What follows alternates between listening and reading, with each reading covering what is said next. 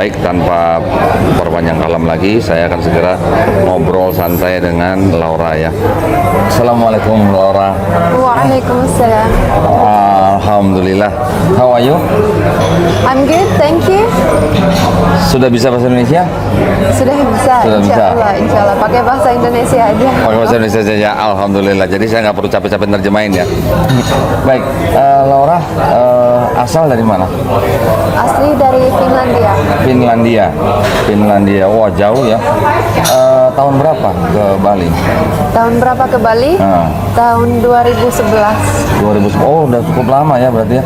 10 tahun berarti. Iya, 10 tahun. Lebih ya, 10 tahun lebih ya. Iya. 11 tahun ini sekarang. Waduh, Masya Allah. Nah, Laura mengucapkan 2 kalimat syahadat tahun berapa? Tahun 2015. 2015. Berarti sekarang ini tahun ke-7 ya menjadi mualaf ya.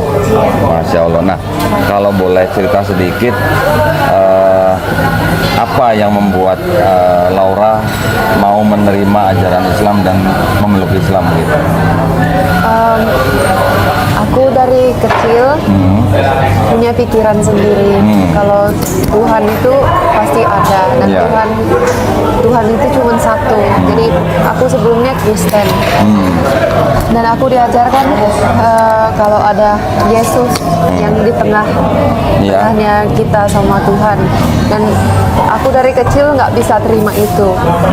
Jadi aku punya pikiran aku cuma pengen menemukan jalan ke Tuhan gitu kan. Jadi aku selalu mencari, dari kecil aku mencari sesuatu.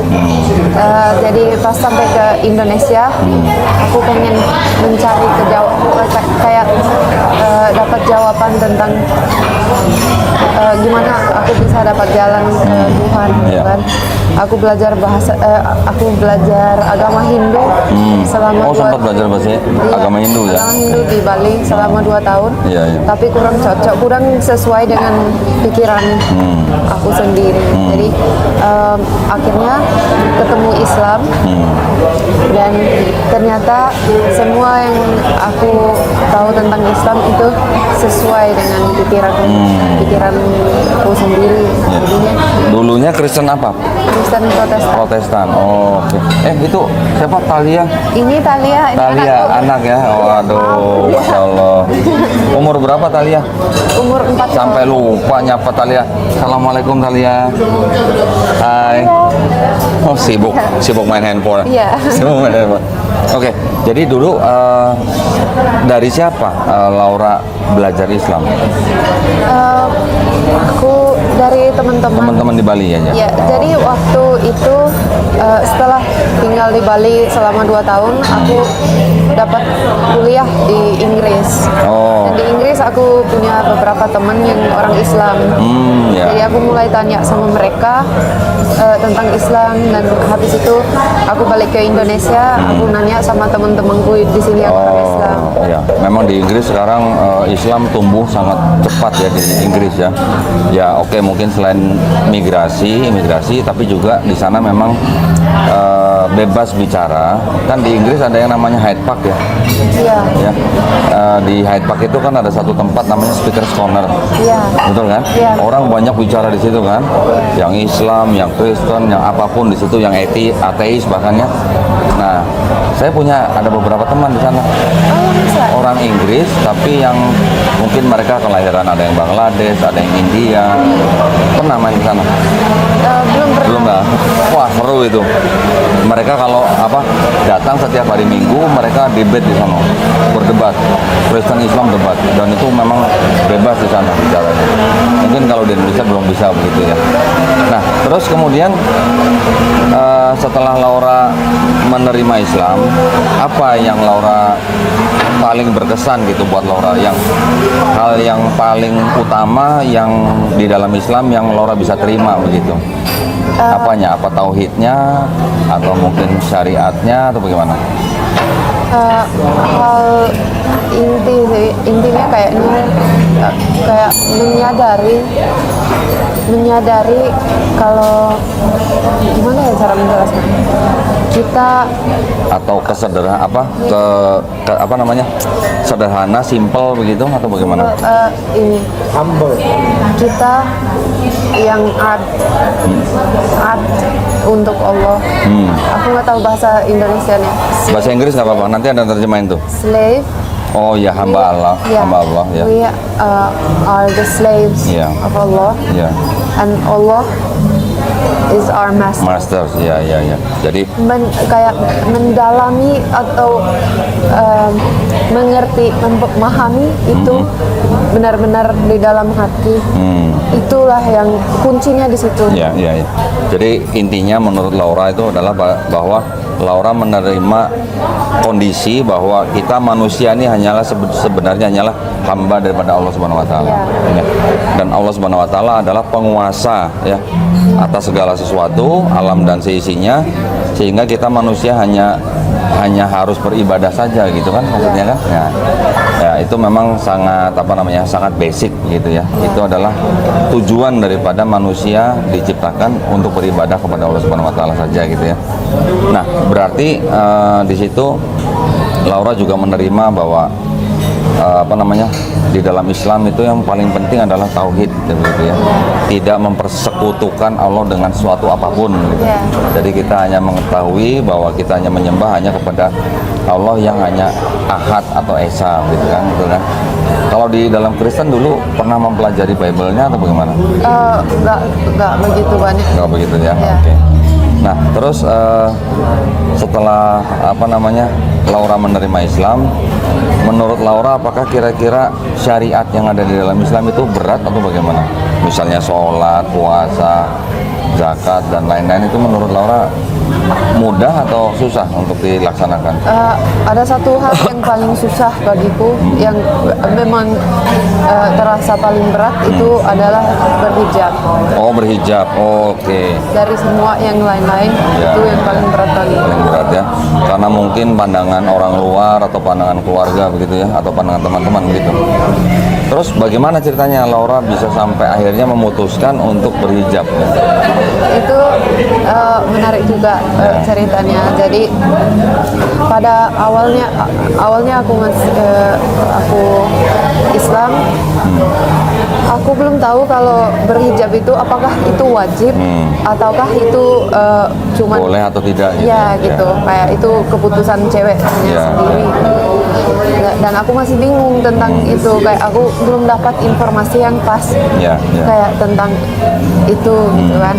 Jadi aku selama 5 tahun pertama menjadi seorang muslim belum berhijab. Oh. Karena itu masih keraguan aku dan profesiku dan kehidupanku sebelumnya itu juga aku tahu kalau aku mulai berhijab itu bakal harus dirubah semua. Ya. Jadi hijab itu bakal berubahkan kehidupanku total. Ya. Jadi pada akhirnya sesuatu hari aku lagi dengar podcast tentang surat An-Nur. An-Nur, oke. Ya, dan yang dibicarakan adalah ayat pertama surat An-Nur yang bilang ini adalah surat di mana kewajiban bagi orang yang beriman. Ya. Nah, habis itu aku langsung ingat, kayaknya kalau nggak salah ayat yang tentang hijab itu ada di surat An-Nur juga. Jadi aku langsung ngecek, langsung baca. Ayat 31 kalau nggak salah. Iya, itu aku nemukan ayat hijab di situ. Udah di situ aku langsung tahu kalau ini ada sebuah kewajiban dan memang ini yang Allah mau kita berbuat. Dan aku sadar kalau apapun yang Allah suruh kita berbuat itu sudah pasti terbaik buat kita. Walaupun di situ mungkin kita belum paham, tapi itu pasti terbaik karena itu dari Allah. Makanya aku langsung. Masya Allah, ya Masya Allah. Jadi intinya Laura hanya mengatakan kalau kita mengikuti perintahnya otomatis Allah pasti akan membantu kita, Iya. ya, gitu ya. Entah apapun itu, misalnya untuk berhijab ya untuk wanitanya, atau untuk yang laki-laki, misalnya perintah apapun, pasti ada hikmahnya karena Allah tahu bahwa itu perintahnya adalah yang terbaik untuk manusia, Iya, gitu ya. itu ya. Alhamdulillah. Nah, terus akhirnya setelah 5 tahun setelah menonton podcast itu, podcast siapa? Antara siapa? Itu Nauman Ali Khan. Masya Allah, saya juga dulu banyak nonton dia. Masya Allah ya, Ustadz Nauman Ali Khan memang salah satu ustadz yang ilmunya sangat luas ya. Iya. Nah, terus akhirnya setelah menonton itu memutuskan untuk berhijab. Iya, langsung. Masya Allah. Waduh. Nah, memang di dalam pandangan orang luar ya, memang ya, mereka ada anggapan bahwa wanita muslim yang berhijab itu dianggap seolah-olah seperti apa ya, dalam bahasa Inggris itu oppress gitu ya. Iya. Seperti oppress gitu. Tetapi sebenarnya tujuan daripada hijab sendiri itu kan sebenarnya untuk apa namanya, memuliakan wanita, betul kan? Contoh mungkin ya, ini sebentar ya, ini mungkin hanya sekedar analogi ya mungkin ya. Kalau kita punya permen candy, ya, yang satu ada covernya, yang satu tidak ada covernya, dua-duanya jatuh. Kalau kita ambil dua-duanya, mau kita makan yang mana? Pasti yang ada bungkusnya ya, ya kan? Nah, begitu juga ya di dalam Islam, wanita muslim itu berhijab itu karena mulia, ya, bukan karena untuk ditekan atau untuk di apa namanya, ya, opres begitulah. Artinya bukan apa namanya, keterbatasan, tetapi itu justru untuk memuliakan wanita itu sendiri ya, betul. Karena yang ditutup itu adalah aurat yang memang hanya boleh dilihat oleh muhrimnya, kan gitu ya. Nah, menarik sekali sebenarnya. Nah, terus dulu waktu baru-baru masuk Islam, tentunya kan mempelajari Al-Quran ya. Bagaimana dulu Laura melihat bahwa Al-Quran ini benar-benar firman Allah gitu? Apa yang membuat Laura tuh yakin gitu? Oh, itu pertama kali. Jadi 2 hari setelah aku masuk Islam, aku harus pergi ke Malaysia untuk perpanjang visa.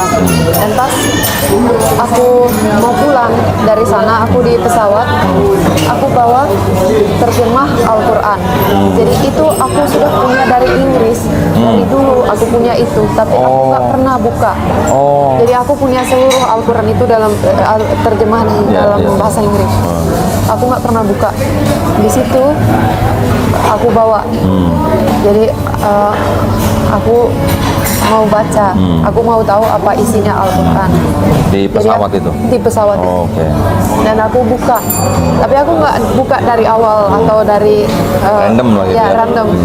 Jadi random, aku buka, aku mulai baca, dan Masih ingat surat apa waktu itu? itu aku nggak ingat. Aku nggak ingat itu ayat berapa, surat Ya. apa, aku nggak tahu. Masih ingat bunyinya seperti apa? Yang aku baca seperti Allah, seperti Tuhan yang aku sudah dari kecil aku kenal Tuhan. Dia bicara untukku. Banyak pikiran-pikiranku yang pernah ada dari dulu. Di situ dijelaskan.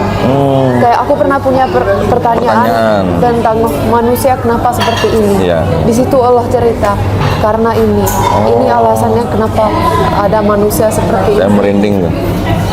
Allah langsung cerita, Masya Allah. ini karena ini ada manusia seperti itu. Ya, ya. Semua diceritakan dan itu aku tahu. Ini Tuhan yang aku kenal dari dulu. Dan sekarang Tuhan ngomong sama aku langsung. Iya, iya, iya. Jadi aku nangis macam anak kecil. Masya Allah. Di situ ada orang-orang dulu aku gak peduli. Oh ya? Aku baca aja, semakin aku baca semakin aku nangis sampai udah pesawatnya sudah Sampai landing. ya, ya. Masya Allah. Dan di situ aku sudah yakin benar-benar gak ada raguan. Masya Allah, iya. Memang semua ayat yang di dalam Al-Quran itu memang adalah murni firman Allah Subhanahu wa Ta'ala. Cuma memang manusia kan memang diajak berpikir, diajak untuk menggunakan akalnya, begitu kan? Ya. apa yang sudah Allah ciptakan, apa yang sudah Allah perbuat untuk manusia, untuk bumi dan langit, untuk alam semesta. Kita sebagai manusia hanya perlu untuk berpikir dan melihat kekuasaan ya, kemahabesaran Allah Subhanahu wa taala ya. Gitu ya. Masya Allah, itu walaupun mungkin simple, hanya seperti jawaban atas pertanyaan Laura pada waktu kecil, tetapi mungkin kita tidak sadari bahwa itulah memang jawaban yang sudah disediakan Allah ya dari zaman Nabi Muhammad SAW, gitu ya. Masya Allah. Terus selama ini, selama Laura menjadi seorang muslimah, apa yang kira-kira menjadi kendala selain hijab yang sudah selesai nih? Selain itu ada lagi yang mungkin menjadi kendala gitu, menjadi hambatan gitu? Selain itu nggak ada sih. Nggak ada ya? Cuman yang berat Puasa tidak ada masalah ya? puasa Alhamdulillah. bisa. Ketagihan nggak puasa? Apa? Ketagihan nggak? Iya. Hah? Mau terus begitu ya? Kadang mau terus, kadang nggak kuat. Oh gitu. Baik. Nah, tapi kan istilahnya juga ada hikmahnya kan. Maksudnya kenapa Allah mewajibkan kita untuk berpuasa? Pasti ada hikmahnya, pasti ada tujuannya, ya kan? Untuk siapa? Apakah untuk Allah? Bukan, untuk kita sendiri kan, betul ya? Untuk kita sendiri. Untuk badan kita, untuk akal dan pikiran kita, untuk nafsu kita kan, itu semuanya adalah semacam kayak apa ya, barrier lah ya, batasan supaya kita tidak melewati batas ya.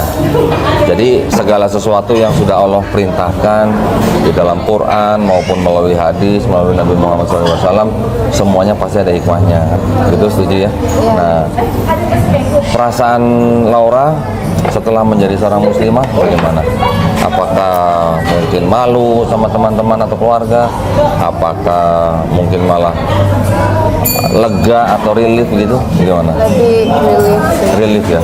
Ya kayak ketenangan, terus merasa bebas, merasa kayak bebas saja dan lebih berani. Sudah nggak takut sama manusia bakal menilai aku kayak gimana. Masya Allah ya. Itulah yang buat aku kayak merasa I feel free nah, and hijab juga buat aku merasa lebih bebas dari semua kayak yang yang diharapkan dari manusia lain gitu ya. Masya Allah. Itu utamanya sih, feel free. Masya Allah.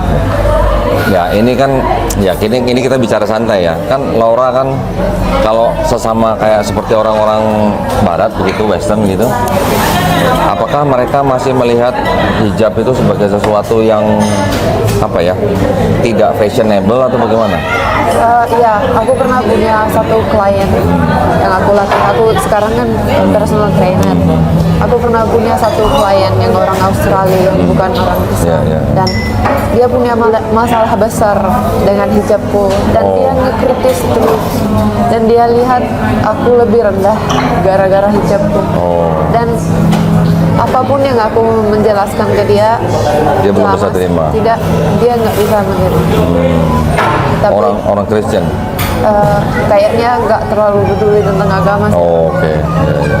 Jadi tapi begitulah, bagiku aku nggak begitu peduli gitu lah. Memang ya di Australia memang agak keras ya kalau dengan muslim ya. Saya juga punya teman perempuan kerja di Australia, sudah berkeluarga di sana. Dia juga harus terpaksa tidak menggunakan hijab di kantornya karena karena tidak diperbolehkan. Ya itu sebenarnya apa ya? Bukan apa namanya? Bukan kebebasan kalau begitu ya. Itu mereka mikir mereka bebas. Tapi justru mereka nggak bebas karena wanita punya kebebasan hanya untuk berbuat sesuatu yang baik untuk laki-laki. Dia hanya bebas untuk membukakan auratnya, tapi begitu dia mau tutup auratnya, itu nggak diperbolehkan. Jadi malah nggak bebas. Iya, sebenarnya kan menutup aurat bagi seorang wanita kan itu kan hak asasi juga kan. Itu kan human rights gitu kan. Human rights. Ya, kalau dilarang berarti kan malah diskriminasi dong. Diambil hak. Iya, betul sekali.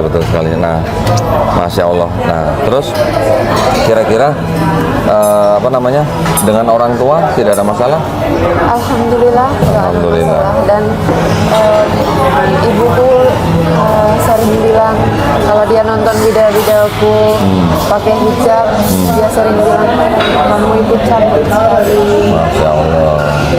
Dan ya mereka alhamdulillah nggak. Sudah pernah coba suruh ibu coba pakai hijab? Belum. Belum coba. Ya, mudah-mudahan dia bisa. Mungkin boleh kirim ke Finlandia satu set hijab untuk ibu, Bu, please try gitu, mungkin siapa tahu ya. Terus suruh foto kirim ke Laura. Oh, nanti Laura puji, wah ibu cantik sekali, mau gimana? Siapa tahu ya, hidayah ya. Itu kan bisa dicoba gitu ya. Kemudian kalau dari papanya bagaimana? Tidak ada masalah? Alhamdulillah nggak ada masalah ya. Berapa saudara Laura? Aku punya satu abang. Abang, oke. Tinggal di Finlandia juga? Tinggal di Finlandia. Oh, jadi sekarang kegiatan Laura di Bali ini sebagai apa? Personal trainer? Ya, menjadi personal trainer sama latihan sendiri, training sendiri. Oh, bodybuilding ya? Bodybuilding. Itu yang begitu bisa tuh ya? Bisa. Itu perlu ya. Kalau bodybuilding kan berarti kan kita cari six pack kan? Ya. Kalau itu one pack ya itu? Mana? 6 months. Oh, 6 months bukan six pack ya itu ya? Bisa kok itu. Berapa bulan tuh kalau yang begitu? 2 tahun ya baru. Bisa kok dijadiin six pack. Oke. Masya Allah.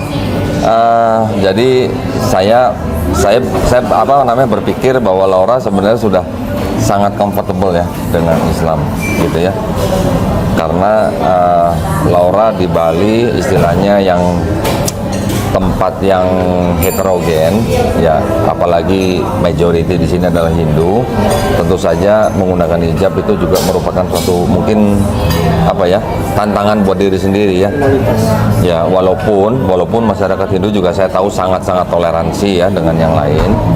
Tetapi mungkin dengan teman-teman yang sama-sama dari Barat mungkin masih ada ya tanggapan-tanggapan seperti itu ya. Seperti tadi contoh kliennya begitu kan. Ya, kalau orang Barat ya mereka sangat diskriminasi sih. Cuman yang aku lihat orang-orang yang benar di kehidupanku, yang benar-benar sayang sama aku, seperti teman-temanku yang orang Finland, yang aku sudah kenal dari umur 5 tahun. Mereka nggak peduli, mereka senang. Apapun yang buat kamu senang, kami dukung, kami senang.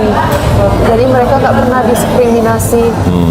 Aku pakai hijab, aku gimana pun mereka pasti senang kalau aku senang. Jadi itu yang aku pelajari, bahwa orang-orang yang sayang sama kita, bahkan sayang sama kita gimana pun keadaannya, orang yang memang nggak benar untuk kita, ya mungkin mereka bisa jadi punya masalah. Kalau di Finland sendiri sekarang bagaimana? Sudah mulai banyak Muslim di sana? Sudah Banyak, alhamdulillah. Sudah boleh ada masjid di sana ya?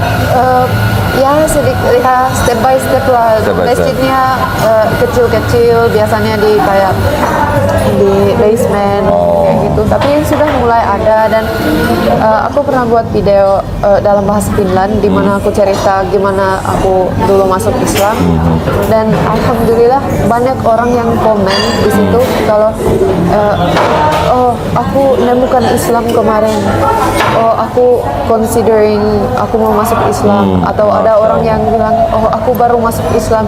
Jadi ternyata banyak orang Finland mungkin mereka nemukan dari online, sudah mulai masuk Islam sendiri, bukan gara-gara pasangan, tapi memang mereka juga menemukan Islam. Masya Allah, ya oke lah, walaupun karena mungkin mau menikah itu juga tidak masalah, Iya, nggak masalah, tidak apa-apa.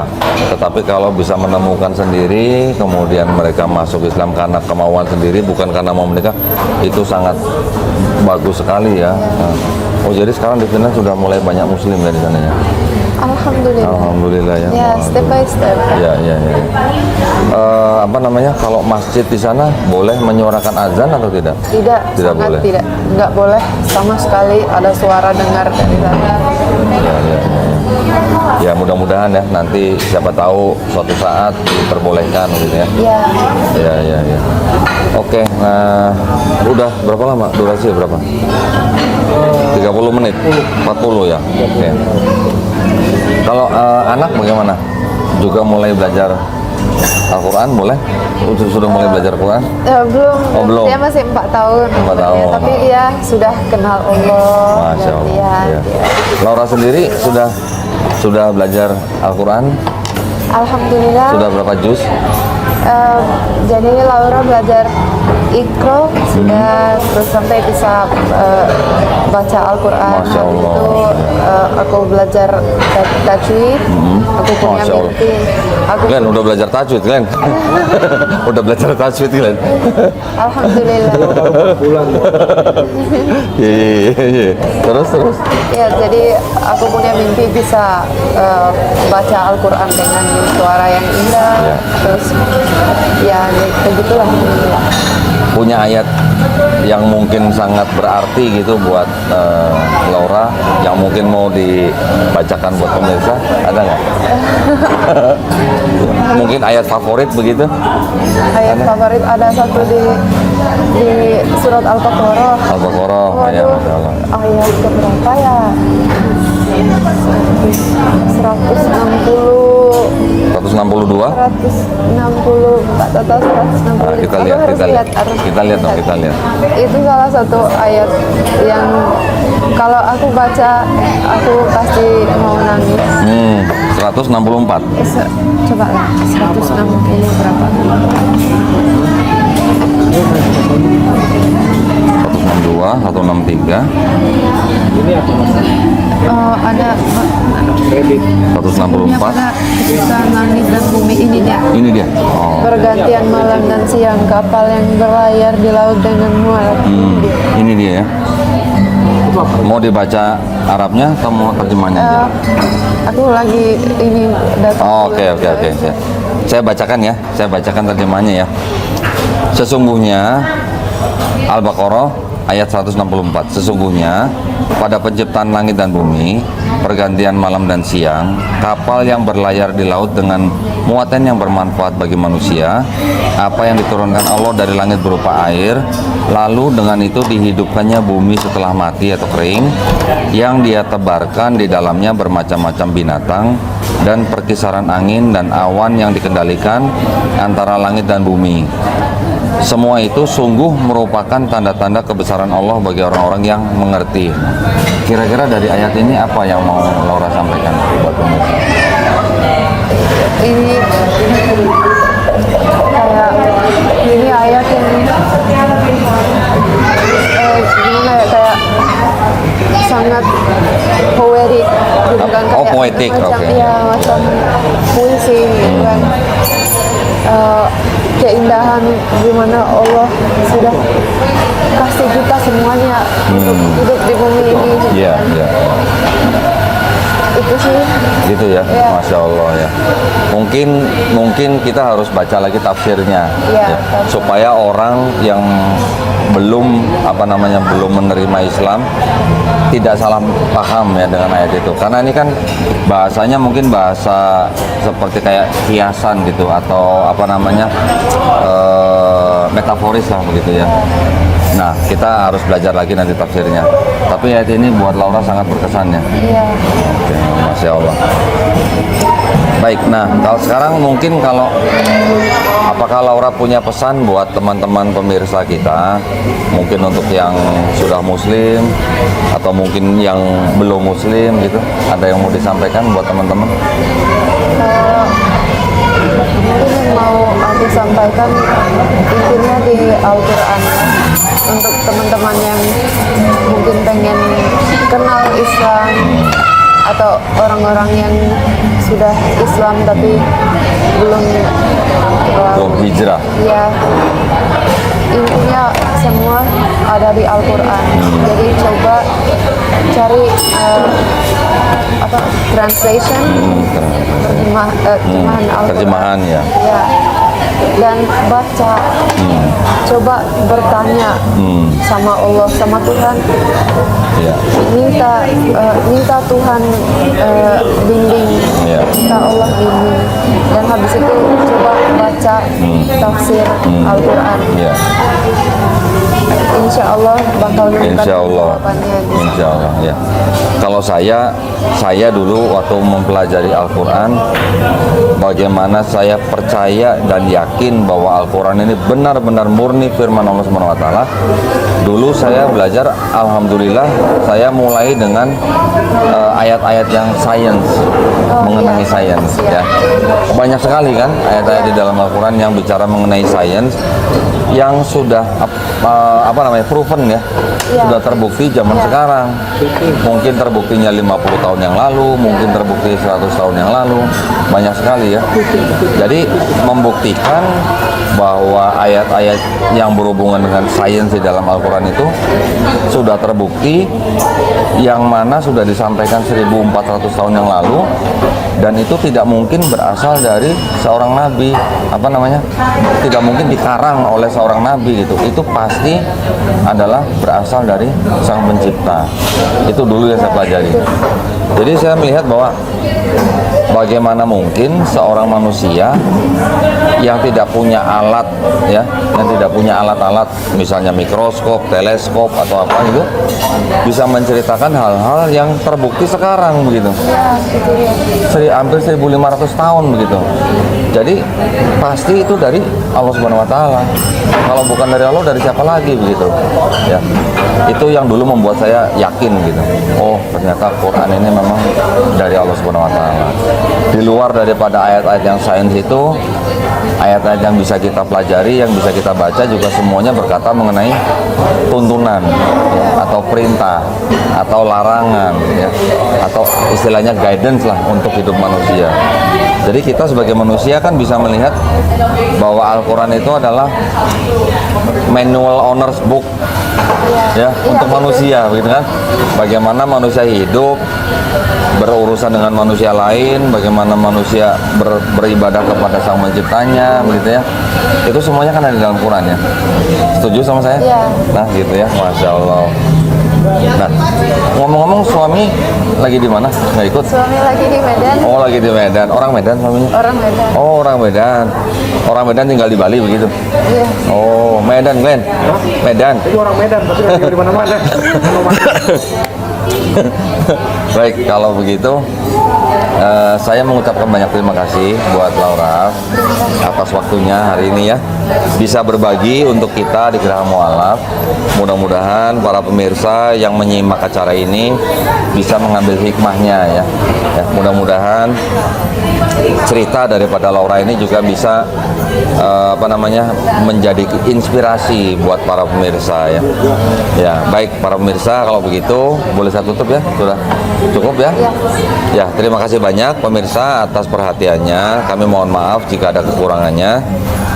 Seperti biasa, sebelum kami tutup acara ini, kami ingin mengundang para pemirsa yang mungkin ingin membantu perjuangan dakwah kami ya, dengan menyalurkan zakat sodako infaknya, atau mungkin yang ingin berpartisipasi di dalam program wakaf ya, untuk tanah yang sedang kami bebaskan di daerah Wonosalam, Jombang, Jawa Timur, seluas 6 hektar dengan harga Rp250.000 per meter persegi, dapat mengirimkan ke Bank Syariah Indonesia atau BSI dengan kode bank 451, nomor rekening 111888998, dan bukti transfer dapat dikonfirmasikan ke nomor handphone 0812 3280 2080 atau 0811 188 9181. Semoga partisipasi para pemirsa diterima di sisi Allah Subhanahu wa taala. Amin ya rabbal alamin. Baiklah, kalau begitu kami mohon izin undur diri. Wabillahi taufiq wal hidayah. Wassalamualaikum warahmatullahi wabarakatuh.